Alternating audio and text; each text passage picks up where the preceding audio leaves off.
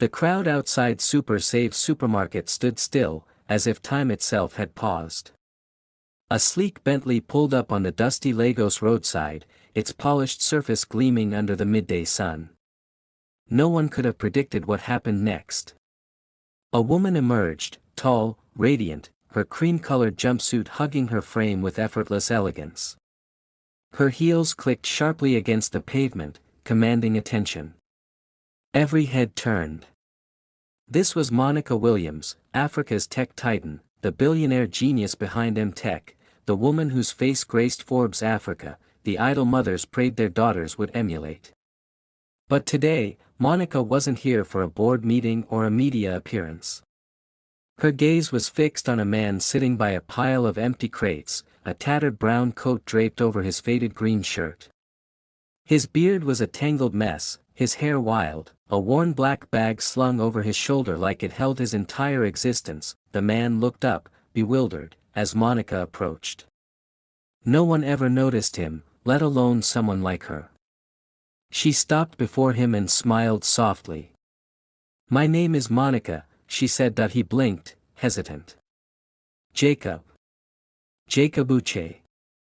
The crowd held its breath as Monica spoke again, her voice steady but warm. "I've seen you here, Jacob. You speak like a scholar, with a mind for data and business.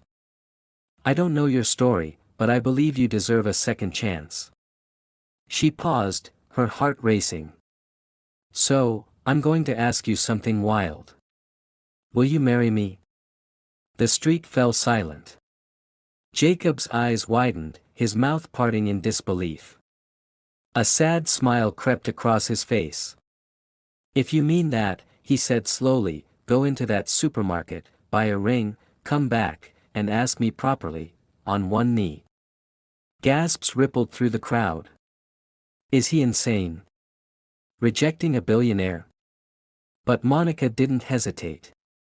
She turned, strode into the supermarket, and returned 5 minutes later with a diamond ring that could outshine the sun. Without a flicker of doubt, she knelt before him, the dust of the roadside staining her jumpsuit. "Jacob Uche," she said, her voice trembling with sincerity, "will you marry me?" The onlookers froze. Some filmed, others wept, a few laughed in disbelief. Jacob stared at her, this woman who had everything yet saw something in him, a man buried in dirt and despair. He nodded slowly. "Yes," he whispered. Monica slid the ring onto his finger. "Now get in the car," she said, smiling. He hesitated, glancing at his grimy clothes. "I'll ruin your seats," he mumbled. "I don't care." Jacob rose, as if awakening from a long nightmare, and stepped into the Bentley, leaving behind the only life he'd known for years. But this was just the beginning. The Bentley purred as it glided into Victoria Island, Lagos sparkling like a jewel under the sun. Jacob sat rigidly, clutching his ragged bag, his eyes flicking between Monica and the road. This morning, he was invisible.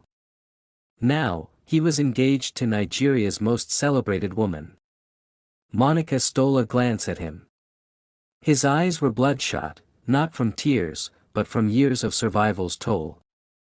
She wanted to ask 1,000 questions, but first, he needed dignity. "We're making a stop," she said gently. He nodded, wordless. She pulled up to Kingsman Barber's Spa, a luxurious grooming studio with marble floors and gold-trimmed mirrors. The staff hesitated at the sight of Jacob, but Monica's firm "he's with me" silenced any doubts.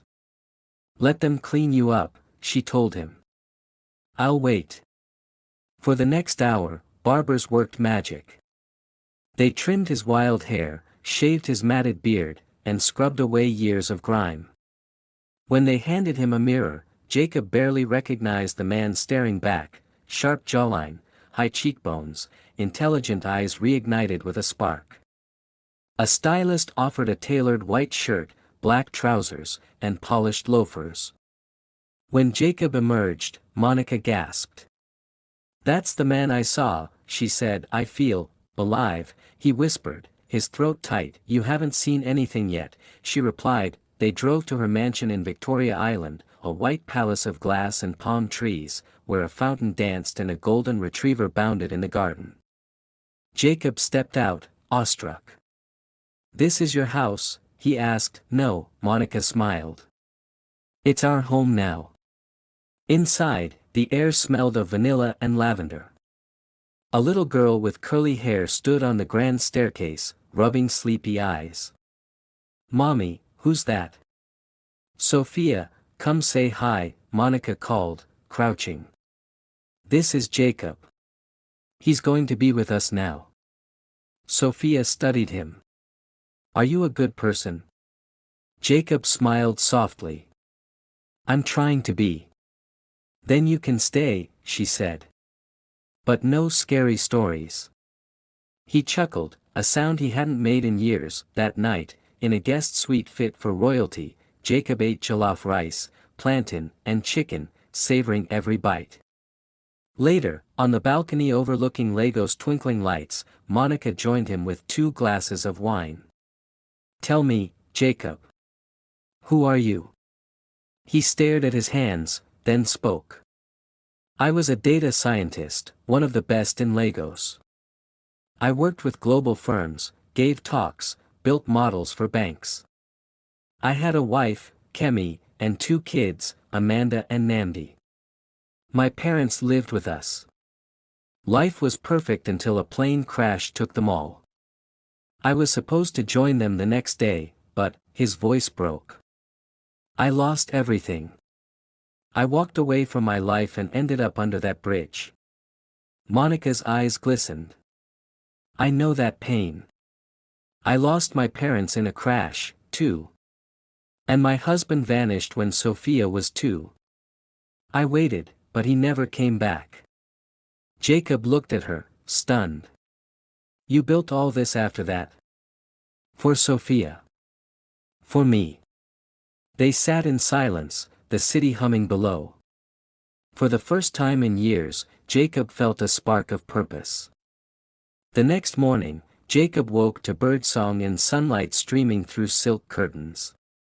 Sophia peeked in. "Breakfast's ready, Uncle Jacob." Downstairs, Monica sat at a table laden with eggs, bread, and juice. "You're starting work today," she said. "Work?" Jacob blinked. "MTech needs you. You were a brilliant data scientist. That hasn't changed."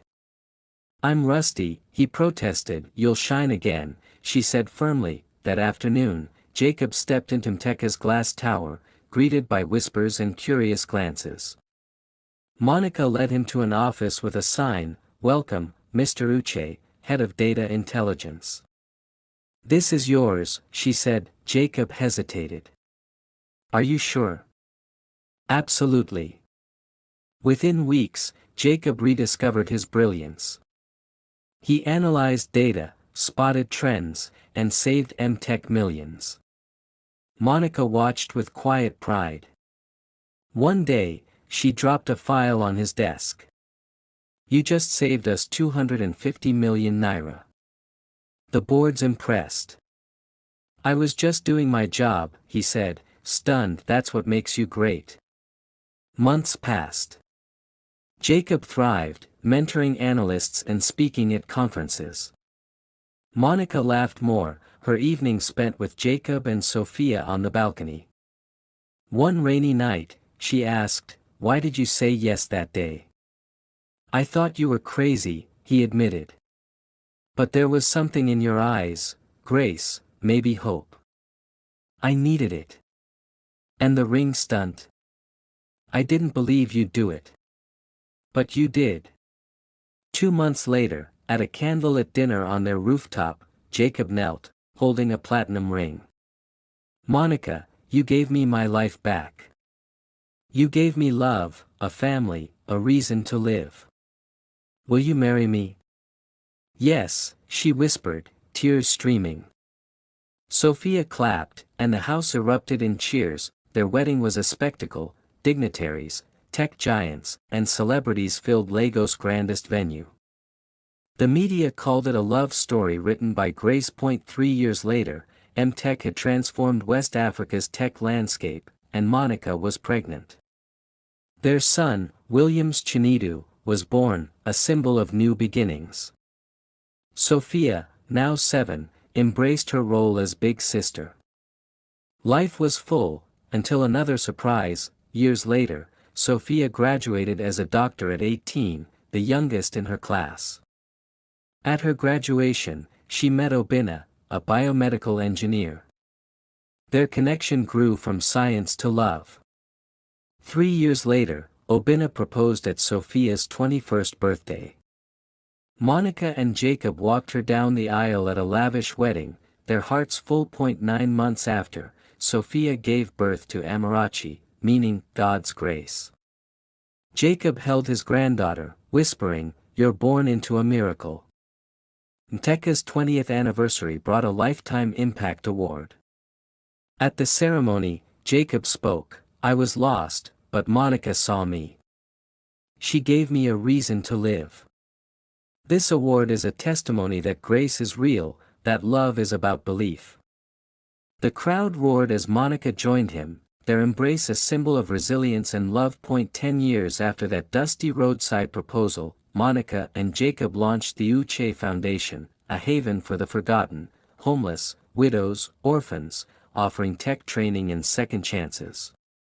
At its opening, Monica declared, "This isn't charity. It's justice." Jacob added, "Monica gave me a reason to live.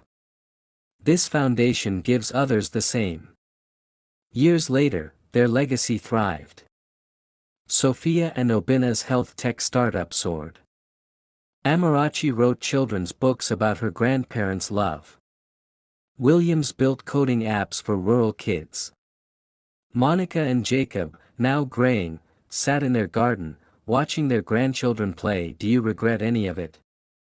Jacob asked. "I regret not meeting you sooner." Monica replied. As Amarachi ran up with a drawing of a woman kneeling before a man, titled "Love Begins Where Pride Ends." Jacob chuckled.